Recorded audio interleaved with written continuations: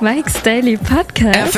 Episode 1318, 1318. Hello, it's Mike Matthews broadcasting from Cafe Anyway, located somewhere in Podcastro Valley, Mont, the last place on earth.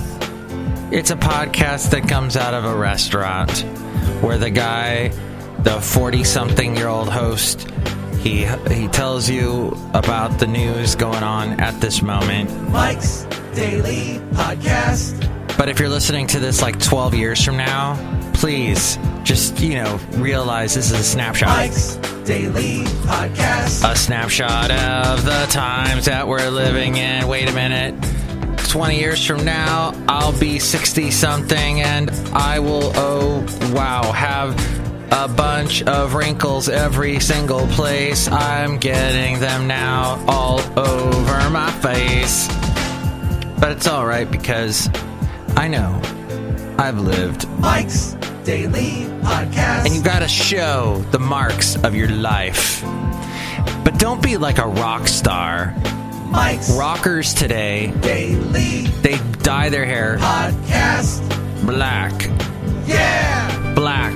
Because they think that's cool to dye their hair completely black. Black. You're black. Jesus, just stop, Ron. I'm terribly sorry. I don't know why I can't stop saying black. The word black. Hello, Mr. Burgundy. Black. Stop. Black. Stop saying black.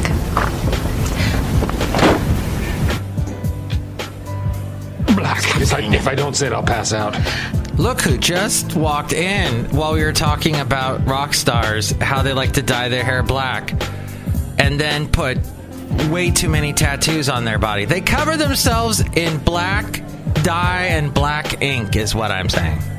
Hello, Mike, it's Madame Rootabega. Look who else walked in. Hello there, Mike. This is Valentino, the parking attendant. And this is Bison Bentley. Do you know that? Mike, rock stars are cool because they get on the stage and even when they're really friggin' old, they got the black hair. Yeah. I have dated a rock star. Woo. Yeah, I know, like David Bowie or somebody way back. Yeah, okay. That's great. I was watching a very interesting thing on C-SPAN yesterday about how the media has changed and journalism has changed, and they had these guys from the New York Times and CNN and here's today's podcast picture. The podcast picture is of San Leandro Marina. I know I have posted many pictures from there, but this is from last week. And there was this beautiful tree. Things are blooming like crazy all over the Bay Area. Forget about going to Washington, D.C. to see the cherry blossoms. Everything's blossoming around the Bay Area. And I didn't really see too much of that when I lived in Southern California, so it's nice. And there's this one tree with these crazy branches that have been formed by the extreme winds that sometimes come through the San Leandro Marina. And it has these blossoms. And, well, it was just before the big rainy weekend that we had that started on Friday. And you can see it's a neat picture. There's the bay. I think a Coast Guard or somebody on a Boston whaler just pulled up to the dock next to it. See that picture now at MIKEs-DAILY-PODCAST.com. Yes, I'm trying to describe it to you in audio form, but you can see it visually. Of course, I will never, ever, ever do a video podcast, a VOD pod, and I'll tell you why. That would be the most boring thing possible. I've always loved the audio world. That's been my gig. And yes, when I was younger, I said, I watched Saturday Night Live, and I thought I could do a show like something blending Saturday Night Live and talk shows. But you know what? Jimmy Fallon went and did that, so he does a great job. He looks way better on camera than I do. He does cool things like does a dance-off with Kate Upton. Oh my God, Kate Upton. What she was wearing that day. I mean, it wasn't much per usual with Kate Upton, but she had this cool little dress and she was dancing, and she did this one dance where you're walking through spider webs. And that was intriguing. Kate Upton. People hate her. I think She's intriguing. So, that's normal. Whatever. But vodcasts, I'm not a fan of. The quick edits, I don't like that. I like to, I'm really not editing anything on this show. Wait, I just edited, oh my gosh. Be so thankful just now I chopped out about 3 hours of me trying to sing all the lyrics to one of the best songs of all time, Paradise City by Guns N' Roses. I started off with, I just cut out me trying to sing Paradise City. It starts off with, I just cut out me trying to so there's not that much editing going on this show. But I did want to edit out a piece of my life over the weekend. I work at this music station on the weekend, where we play Guns N' Roses, and their song Paradise City goes like, I just edited out me trying to sing Guns N' Roses once again. And I will stop doing that. There's so many better bands to try and sing than them.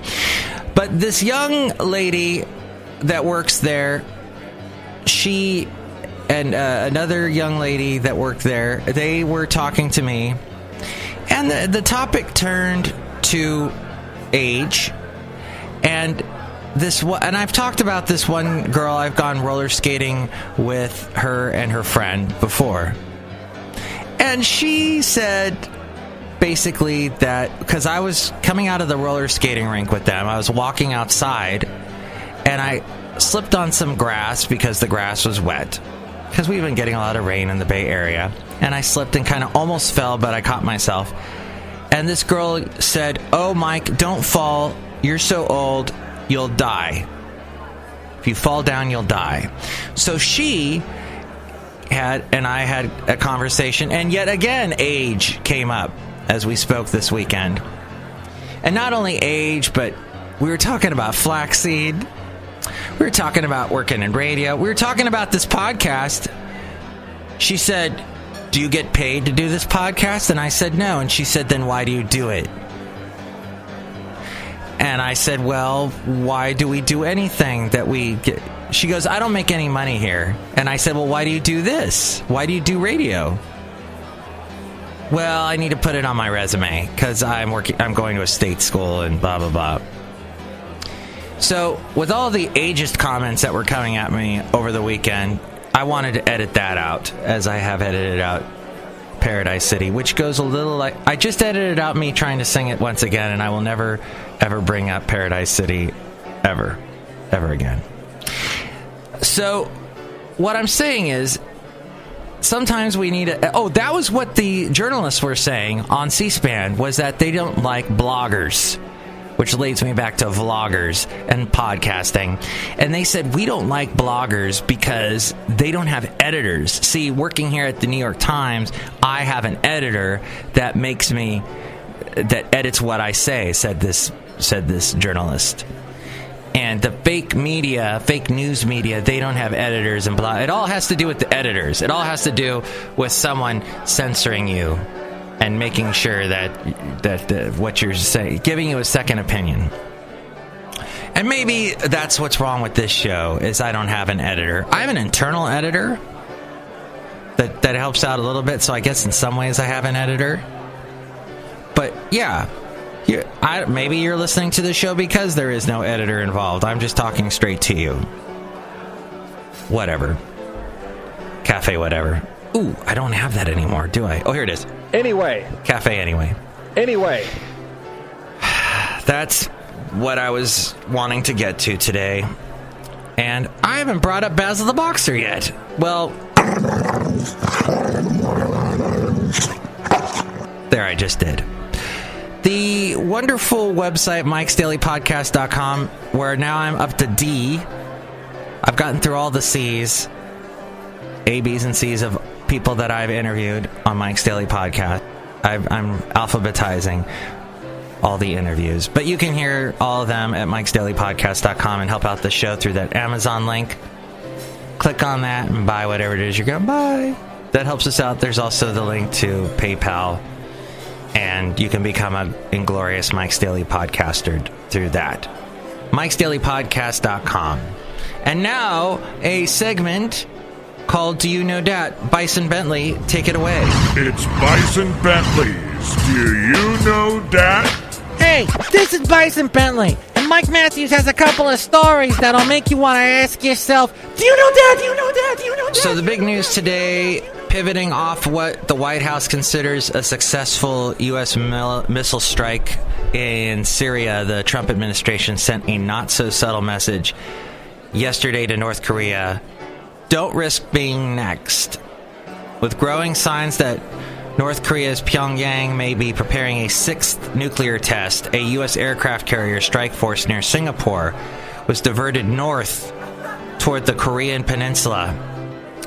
President Trump spoke to leaders in Tokyo and Seoul, and senior administration officials made pointed note of the full range of options available to counter threats in the U.S. or its allies. The sudden flurry of action centering on North Korea came after Trump's summit in Florida. This was on Friday, with President Xi Jinping. One of these days I'll get that name right. The Chinese president. The two leaders publicly played down their economic and political disputes and addressed their common interest in reining in North Korea's mercurial leader, Kim Jong-un, according to the Washington Bureau of the Tribune Network. North Korea has repeatedly said that it plans to test an intercontinental ballistic missile or conduct another underground nuclear test. The spotlight's turn from Syria to North Korea carries benefits as well as risks for the Trump administration, now nearing its 100-day mark. But with a limited but decisive response to Syrian President Bashar Assad's alleged use of banned sarin nerve gas on Syrian civilians, Trump won praise from previously skeptical U.S. allies in Europe and from some of his harshest critics at home.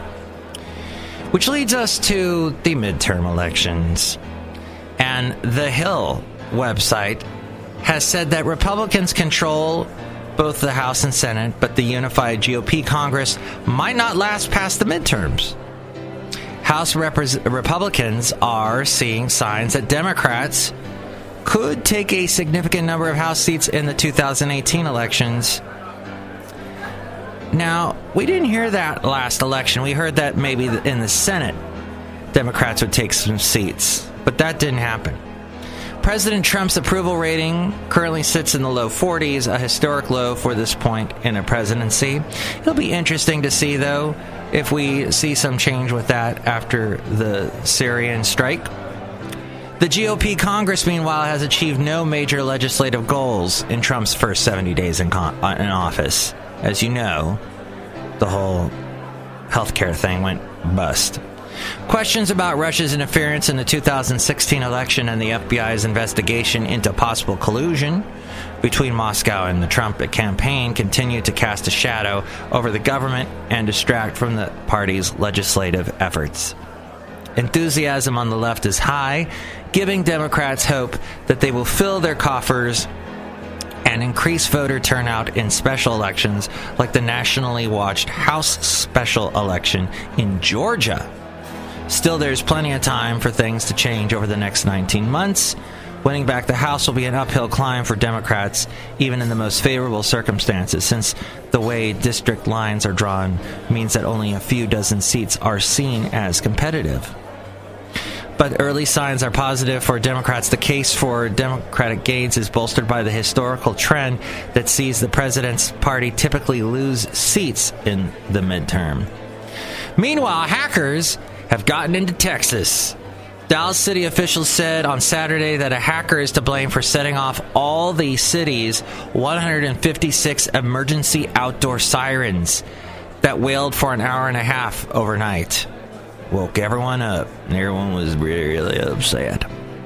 Rocky Vaz, that's his name, Rocky Vaz. Okay. Director of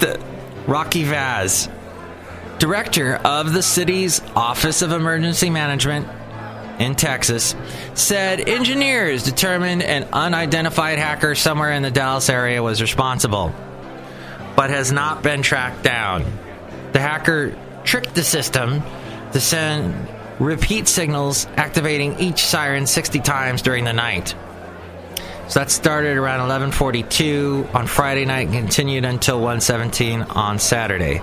The blaring sirens, used primarily to warn off tornadoes and other severe weather, prompted anxious residents to call 911, clogging up that system. At one point, 911 calls were backed up for 6 minutes instead of the normal wait of 10 seconds. Quantum computing could have helped ease this problem. I make this suggestion too, Rocky Vaz. Consider 3 hair-pulling problems, said Newsweek. 1% of the world's energy is used every year just to produce fertilizer. Solar panels aren't powerful enough to provide all the power for most homes. Investing in stocks often feels like a game of Russian roulette. Those seemingly disparate issues can be solved by the same tool, according to some scientists: quantum computing. Quantum computers they use superconducting particles to perform tasks and have long been seen as a luxury for the top academic echelon, far removed from the common individual. But it's quickly changing. IBM has been dabbling with commercial possibilities when last year it released Quantum Experience, a cloud-based quantum computing service researchers could use to run experiments without having to buy a quantum system. Last month, IBM took that program further and announced IBM Q, the first cloud quantum computing system for commercial use. Companies will be able to buy time on IBM's quantum computers in New York State, though IBM has not set a release date or price, and it is expected to be financially prohibitive to smaller companies at first. Lawrence Berkeley National Laboratory, not too far from where I'm sitting at this moment here at Cafe Anyway. They have Jared McLean there, a computing science fellow, and Jared says the announcement is exciting because quantum computing wasn't expected to hit commercial markets for decades. Last year, some experts estimated commercial experimentation could be 5 to 40 years away, yet here we are, and the potential applications could disrupt the way pharmaceutical companies make medicine, the way logistics companies schedule trains, and the way hedge fund managers gain an edge in the stock market. McLean says, we're seeing more application areas start to develop all the time now that people are looking at quantum. Now, quantum computing is as different from traditional computing as an abacus is from a MacBook. Classical computing was invented in the 40s. Now, take everything you know about how a class of computers works and forget it. Quantum computers are made up of parts called qubits, also known as quantum bits. On some problems, they leverage the strange physics of quantum mechanics to work faster than chips on a traditional computer. Just as a plane cannot exactly compare to a race car, a classical computer will still be able to do some things better than quantum, vice versa. They're just different. And then you need to jump into quantum mechanics to understand what qubits are. Doesn't follow the same rules of physics we're used to. Quantum entanglement and quantum superposition are particularly important. They defy common sense, but take place only in environments that are incredibly tidy. And it allows the qubit to do 2 things at once. Because you see, in our current world, we have a 0-1 configuration, the binary world. Whereas qubits, well, all kinds of stuff can happen.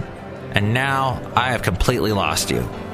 Finally, were you one of these people that played around with your PC and said, I'm going to mess around with my PC, I'm going to take parts out and put stuff in, and woo! I had some only male friends that would do that. Well, there was a time that you would be able to do that with your smartphone. But apparently that has gone away and it's run out of steam. Google had a thing called Aura, There was a thing called LG had a G5 that would do it, a detachable chin that connected with other accessories. Lenovo had the Motor Z phones, but that's going away. With Lenovo as the last man standing, the mix and match phones probably won't ever have the same momentum again. At its most basic bit, people like to tinker, said a mobile analyst and director for the Emerging Device Strategies company. The idea of getting a product and improving it, it's almost human nature to want to take it apart and improve it. But beginning of last year, LG unveiled the G5 at the annual Mobile World Conference in Barcelona. Lenovo had something. So there was still stuff going up, but then in the middle of the year, momentum for modular phone was buzzing. And the problem, though, is that the ability to snap components on and off a phone sounds simple. The mechanical and technical complexity, though, is immense. All modules have to be standardized and be able to communicate with one another without sucking up too much battery. Money for research and development for these efforts would be costly to a manufacturer, and no company would want to be blamed for a third party's module failure or incompatibility. So in the end, it has to be one part, one thing, and the modular thing is going away as we go outside a cafe anyway, as we are going away somewhere here in Podcastro Valley. Thank you for listening to the show.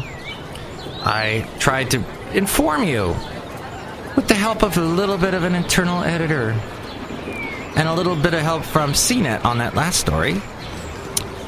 And thank you so much for listening. Next show, it's going to be Chely Shoehart, Floyd the Floorman, and John Deere the Engineer. Thanks for listening to the show. Have I said thank you enough? Sorry, I didn't have my internal editor on. Mike's Daily Podcast is written and produced and performed by Mike Matthews. His podcast is super easy to find. Download or listen to his show and read his blog at MIKEs-DAILY-PODCAST.com. Email Mike now at MIKEs-DAILY-PODCAST@gmail.com. See you tomorrow. Bye!